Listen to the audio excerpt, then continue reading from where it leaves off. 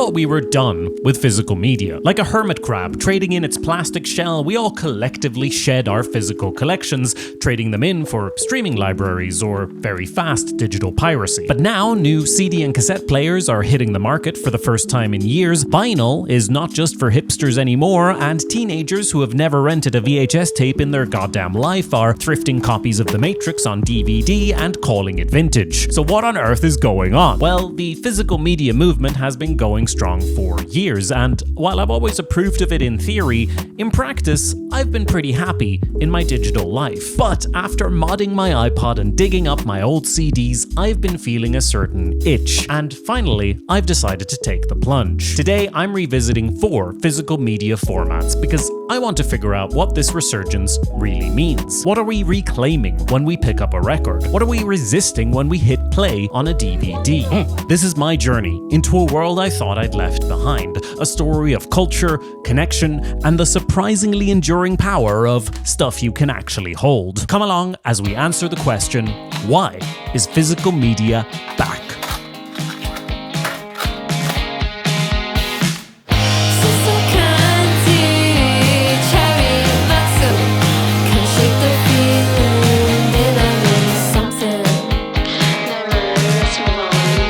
I love charity shops, I always have, and usually I'd go straight for the books, but lately I've been starting in a different section.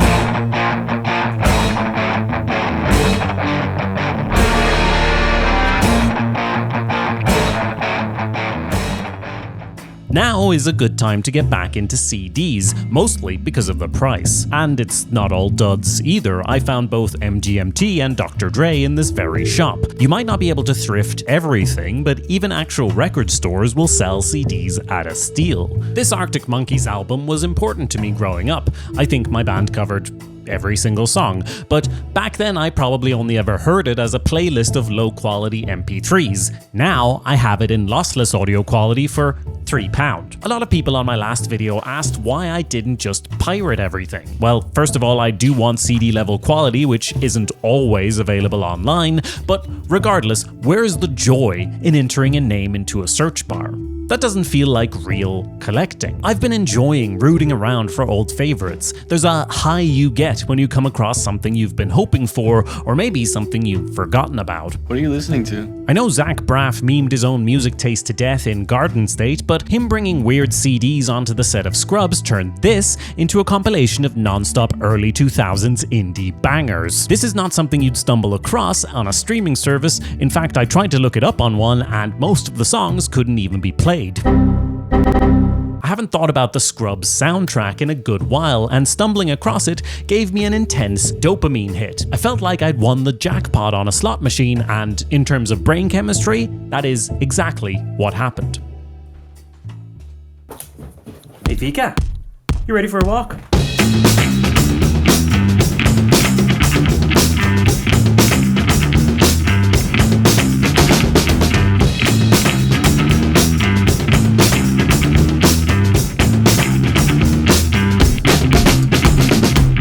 I've had to get decent at dog training because this girl's got very sharp teeth. Yes, you do. Look at those beautiful gnashers. You'd think the best way to reinforce a behavior would be to reward it every time. That's how Pavlov got his dogs to drool after all. And it is usually considered the best way to initiate a behavior. But once a habit is learned, the best way to maintain it is with a variable ratio of reinforcement, where the reward for your action only comes sometimes. Here. Yes! Oh my God, what a good girl. Break. Come on, let's go. Let's go, girl. Yeah! Yeah! What a good girl. Catch. Go get it. This is equally true for dogs and humans. If you always get rewarded for a certain behavior, you might get tired of the reward, but if you only get rewarded sometimes, then the behavior itself becomes addictive. That is why it's so hard to put down TikTok, not because every single video is fantastic, but because the next video might be fantastic, and you'll only know if you keep swiping. All major social media platforms use the same behavioral science to keep users addicted, and it's no coincidence that swiping a screen to refresh is similar to pulling the arm of a slot machine, because this is the exact same science that keeps people addicted to gambling. Turns out that with my charity shop visits, I've accidentally created a gambling-like scenario, except without the damage to my mental health, or with these prices, my bank account. I think this is the first big appeal of physical media. You get to indulge in the act of collecting, that addictive hunt for albums and artists. I started buying CDs just to rip them for my iPod, but over time I started to appreciate their physicality. I had forgotten the artistry that can go into the production of a good CD. Oh, it's like a flip book. Nice. This is probably the best one I found though. This one comes with a poster, dear. What? I've shied away from physical media for years because I have a tendency to clutter. But let's face it, I've already started going down this rabbit hole and I feel stupid owning all these CDs without a way to listen to them. So, if I'm going to actually understand the resurgence of physical media, I'm going to have to consume that media in the way it was originally intended. But I don't own a CD player. Not in this country anyway. Which means one thing. I'm going back to Sweden, and this time, I'm bringing a bigger bag. I told my partner I wouldn't bring back too much bullshit, but I was lying.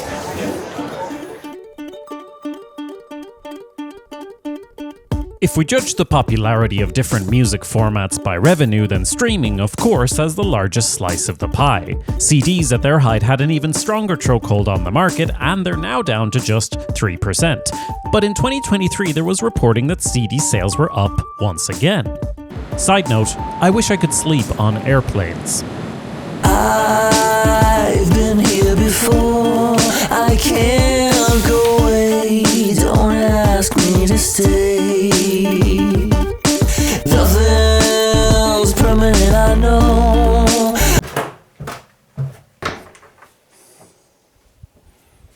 If this says historic, that's a long time ago someone wrote that, so let's have a look. Wait. Yes. What's that? This is a very solid CD player now. Probably still works. Might be running off uranium or something, but it's so heavy compared to this one. But maybe that means it'll work. 4 batteries instead of the 2 in that one. Gotten a little bit spicy. Jesus. Oh, better pop something in there, see how we go. E stands for everything's good, I'm gonna play the CD. It's doing it. Oh, it sounds bad. Okay, I touched the volume and it's better. Something is glap. Let's try it out on a walk.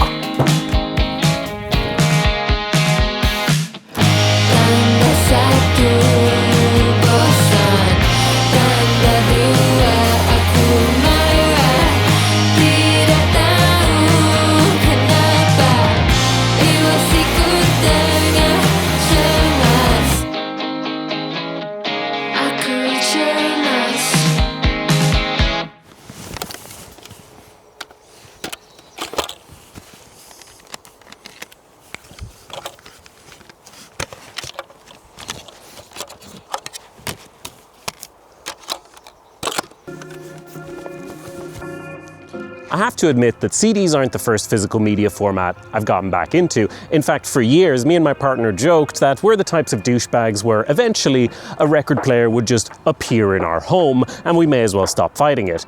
But vinyls have a distinct disadvantage against CDs in that they're not dirt cheap. Usually. This is Bragehall in Leksand.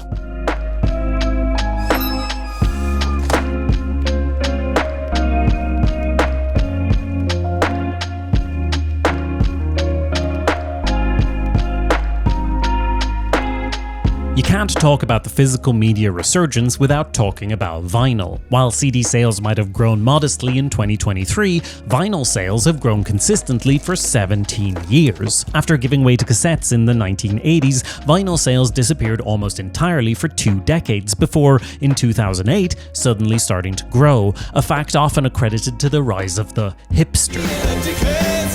Vinyl now makes up 8% of music revenue, more than any other physical music format, and its highest revenue share since 1988. I find the timing here very interesting. MP3 players and smartphones were decimating CD sales, and yet somehow vinyl came back. It suddenly thrived while other physical media formats evaporated, so we have to assume that vinyl records were able to provide something that digital downloads and music streaming could not. You've probably heard the term, "the medium is the message." It's the first chapter in Marshall McLuhan's 1964 hit book, Understanding Media, which he followed up with the confusingly titled "The Medium is the Massage" a few years later. McLuhan posits that societies have always been shaped more by the nature of the media by which men communicate than by the content of the communication. He describes the content as a distraction and says that the true message of any medium or technology is the change of scale or pace or pattern that it introduces into human affairs. For example, the introduction of the railway created completely new cities and new ways of life, and it did so regardless of what specific freight any particular train might be carrying. Similarly, if you lose your factory job due to increased automation, it doesn't really matter if the factory is churning out cornflakes or Cadillacs, you're still out of a job. The customer is king. To McLuhan, any technology has inherent effects based on its design, and the same expensive champagne will taste quite differently depending on if you're drinking it out of a fancy glass or a dirty shoe. And what is vinyl, if not a fancy glass? Vinyl is big and concrete, and I think that's why it took off around the same time as the abstract format that is music streaming. For decades, music formats got smaller and smaller in the name of convenience until finally they disappeared, replaced by MP3 players and then smartphones. But when we started being able to listen to any song in the world at will, eventually people found that there was something missing. You're serious about crypto infrastructure. Genuinely, I can't believe this is what this app looks like now. If the medium is the message, then music streaming has its own message, and it is this: music is not important.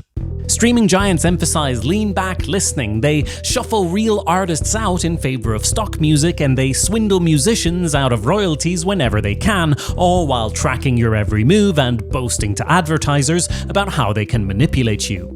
Vinyl records don't do any of that shit. It's not even that easy to skip tracks. It's an inconvenient format, and that is the point. I started this humble collection after visiting some friends, chatting all night and taking turns picking records to play from their collection. I enjoyed flipping through their LPs, seeing where our tastes overlapped and finding interesting surprises. I saw albums I'd forgotten, now writ large and made important. It was a completely different experience from adding songs to a Spotify queue or even passing around an aux cord, which was the Spotify of my younger days. That night, I don't think I looked at my phone once, unless it was to research how much a record player cost. McLuhan would say that the sound cannot be separated from the method, and the physical experience of interacting with the record is part of the album. That is the second reason that physical media is in resurgence. It's bringing back the importance of the object itself, something that modern technology has replaced with convenience, yes, but also an undercurrent of unease.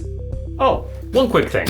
I put a lot of time and work into making these videos, so if you get something out of them, please consider paying me for that work. If 1% of my viewers threw me a 5 spot once in a while, I would be able to keep making videos indefinitely, which quite frankly is not currently the case. You can donate on my Ko-fi page, and for the future I want to create something like Patreon but self-hosted. Either way, you can go to awesomepedia.org/support and it will redirect you to whatever the best place is to support me financially. And if you can't do that, don't worry about it. Maybe just share this video with a friend. That can also be very helpful.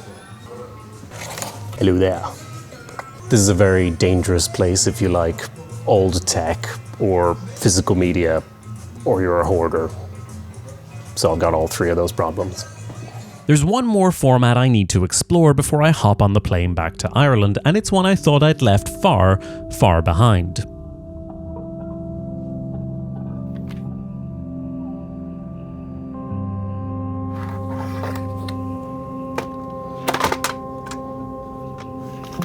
I grew up surrounded by cassette tapes, literally because my dad recorded audiobooks, and while cassettes were no longer a new technology when I was growing up, they were still everywhere and dirt cheap like CDs are now, so it was a technology I used a lot. Layers and layers and layers. This, more than any, is a format where I remember the imperfections, the hassle of carrying dozens of cassettes just to listen to one audiobook, the fact that you could often faintly hear the other side of the tape.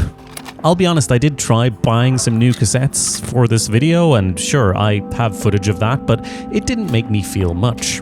No, my best cassette-related memories are the ones where I'm making things, and that, I think, was and is the magic of cassettes. I bet you look good on the dance floor. We sound terrible. I love it. I bet that you look good on the dance floor.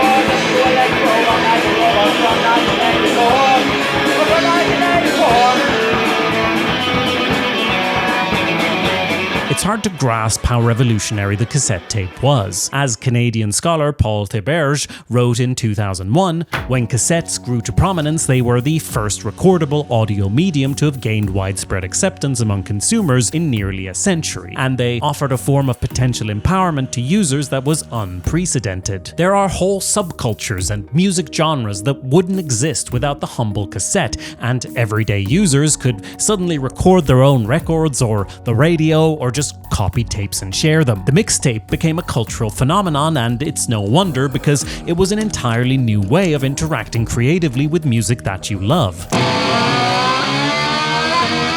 As you might expect, this democratizing power freaked out record industry middlemen, and in the early 80s, the British phonographic industry launched a propaganda campaign with the slogan, "Home taping is killing music." This line here, "and it's illegal," was largely wishful thinking, and you might recognize the logo from the many times it's been parodied and made fun of over the years. Some governments kowtowed to the record industry and imposed levies on the sale of blank cassettes and recorders, but the tide of culture could not be stemmed. As the Dead Kennedys wrote on one of their cassettes, "Home taping is killing record industry profits. We left this side blank so you can help." By the way, here's a little hack you can engage in. Cassettes have a rudimentary form of write protection. If a tape has holes up here, you won't be able to record onto it, but a little piece of tape can easily fix that. Now, if I get tired of lots of love, I can put anything I want on this cassette. Outside the wealthy global north, cassettes became even more important because pressing vinyl required upfront investment and specialized labor, but as Roger Wallace and Christer Malm wrote in Big Sounds from Small Peoples in 1984, the most isolated village can get its first cassette recorder before it has running water or mains electricity. Cassettes aren't the only format to embody these creative and democratizing powers, but they were the first. For decades, they gave people the power to capture and interact with media, whether that's my mother making a mixtape off the radio in the 80s, my brother playing Commodore 64 games in the 90s, or me in the year 2000 recording the entirety of Muppet Treasure Island for some reason. This is the third reason that physical media is coming back. It puts you in control of what you value and keep. It lets you use your taste and creativity to build a collection, and if you do it right, it's your life on a shelf. Or on a tape. Ett personalbyte i Borlänge. Vår servering kommer att stänga till lite kort alldeles innan Borlänge och därefter öppna.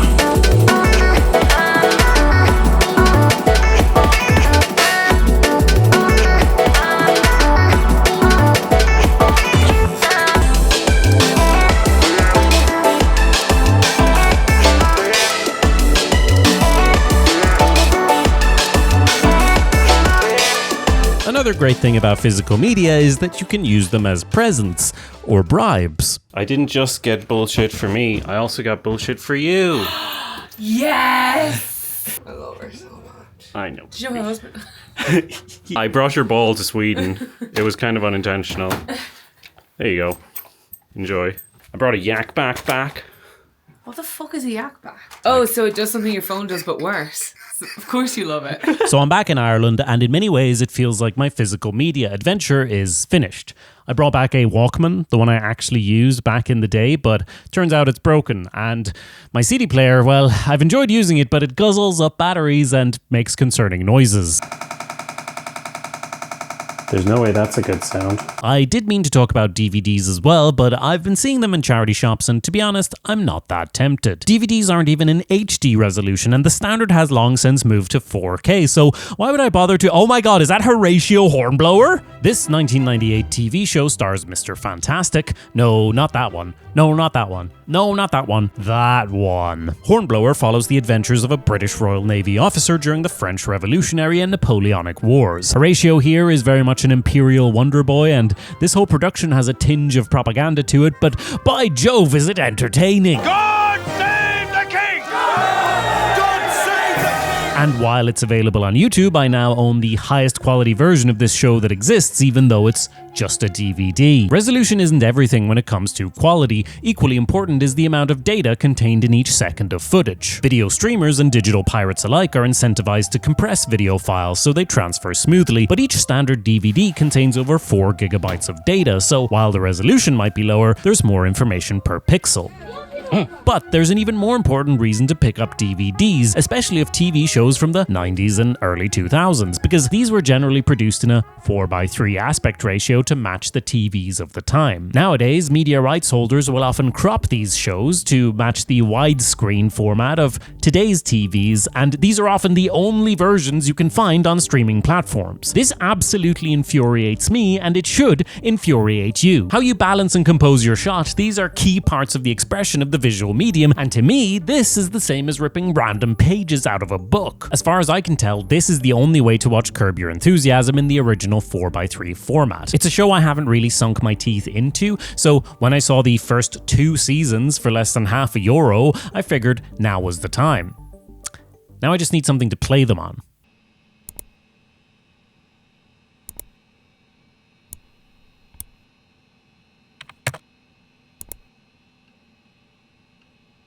You excited about the DVD player? Biga, you excited? You excited, Figs?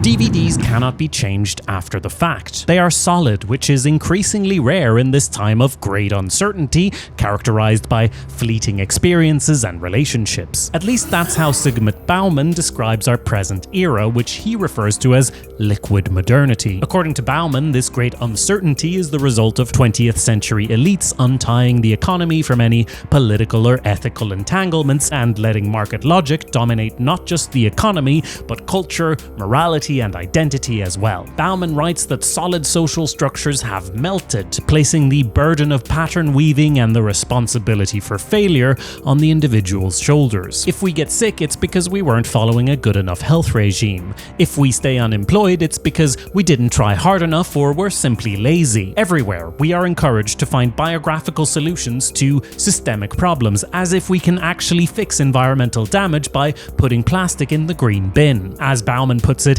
there is a nasty fly of impotence in the tasty ointment of freedom. What a quote! Bauman made this analysis in the early 2000s, and arguably, things have only gotten worse. Work has been shattered into gig work, which famously promises employees freedom while trapping them in deals that only get worse over time. And of course, films, music, and TV have all become content that we rent from corporate overlords who have the freedom to alter or remove any of it as they see fit.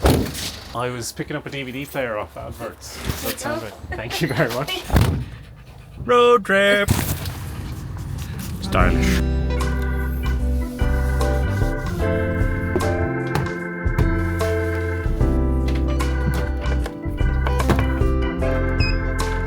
Breaking Bad is one of my favorite TV shows, and while it's available elsewhere in much higher quality, this has something that streaming and digital piracy both lack. You can't believe the hours and hours of meetings that go into doing something like this. You know, how do you mount a head to the back of a tortoise so that the head doesn't fall off, and yet without hurting the tortoise? His name was Otto.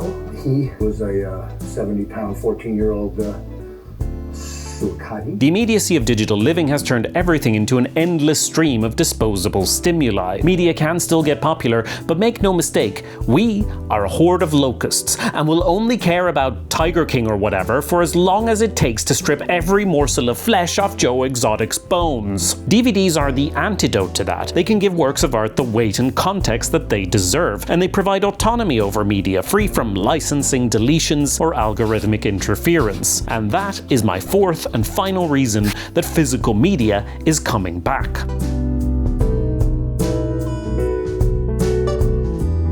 There's just one problem with DVDs. How do I stop buying them? There's a reason I mentioned hoarding once or twice in this video.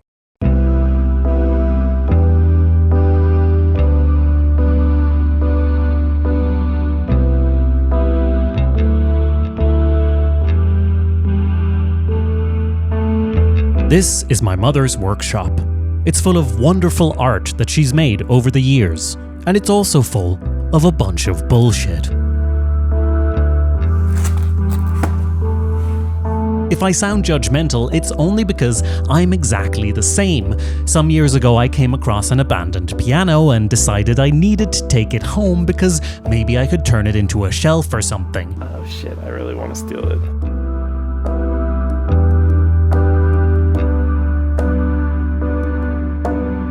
This will close. It's still in my parents' basement. I'm clearly part of the problem here, because inside me there are two wolves. One wants me to hoard CDs, the other wants me to hoard DVDs. I am a hoarder. Of course, hoarding and physical media can go hand in hand. I could even put it up on the board as another reason that physical media is back. Except, unlike the reasons I've already listed, hoarding is bad for you and bad for the media. Hoarding is accumulation to stave off anxiety, and when you see value in everything, it means you don't actually value anything. At the same time, I get it. When I see 5 DVDs for €1, I do want to buy all of the DVDs. So how can we balance this? Let me show you one last thing I found in my parents' house. Here's an old CD tower. Don't think it'd fit in my bag though. Although, there's also this thing. The house I grew up in actually used to be a cinema and a community hall, a place where voting took place. And I'm pretty sure this is one of the boxes where the political parties would keep their voting cards in. Of course, nowadays those are made out of plastic, but not only is this solid wood, it's also made by a local carpentry shop. That would not happen today. Isn't this much nicer than a mass-produced plastic CD rack? I mean, I know it's not designed for it, but come on. Nice. I think most people would prefer an object like this that someone's put time and effort into crafting.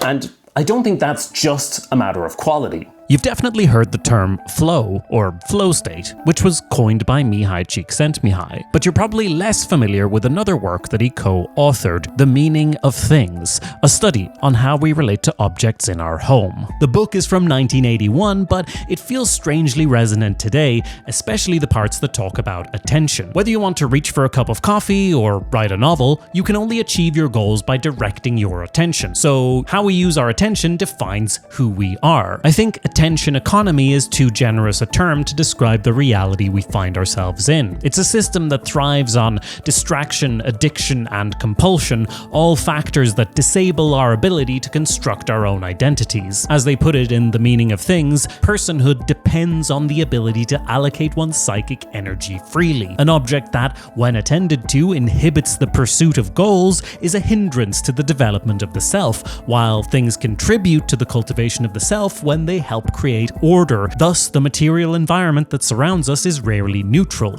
It either helps the forces of chaos that make life random and disorganized, or it helps to give purpose and direction to one's life. For now, I'm limiting myself to getting as many CDs as can fit in this old wooden box. After that, they can go back to the charity shop. I want to be deliberate with my attention. Otherwise, I know I'll end up surrounded by CDs that I never listen to. The DVDs are also getting problematic, but I have a different solution in mind for them.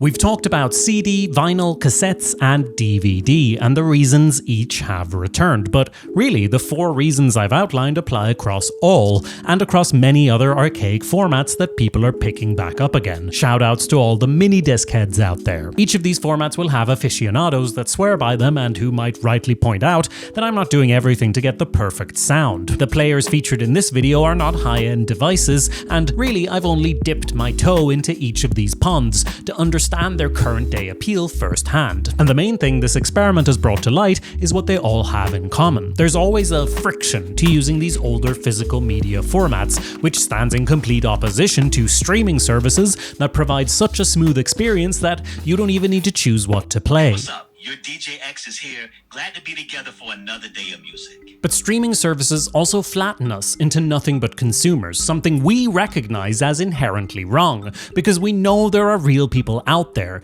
human beings who have dedicated their limited time on Earth to making you laugh or dance or think, and they put so much attention on the creation side, the least they deserve is a fraction of that effort on our end. Ritual is the word that comes to mind. Whether it's a dusty cassette or a scratched CD, the effort you put into playing a physical media format imbues that media with importance and meaning. Streaming is surface level interaction because it's designed by dorks and suits who don't think culture is important, but it is. It deserves pomp and circumstance. The telling of a story, the singing of a song, these are some of the oldest and deepest ways for humans to connect. We've only been able to capture sound and video for a century and a half. We're still figuring out how these recordings fit into our lives. But if there's one thing that the return of physical media shows, it is this: some things are worth holding on to, even if it takes some effort.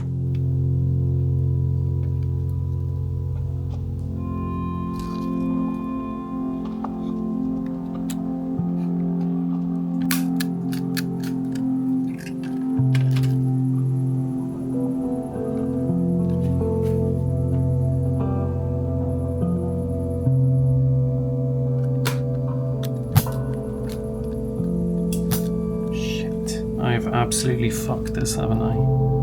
Oh, there is a light. It was set to FM, AM, now it's set to tape. There's gonna be one moment of truth here. Yeah, boy!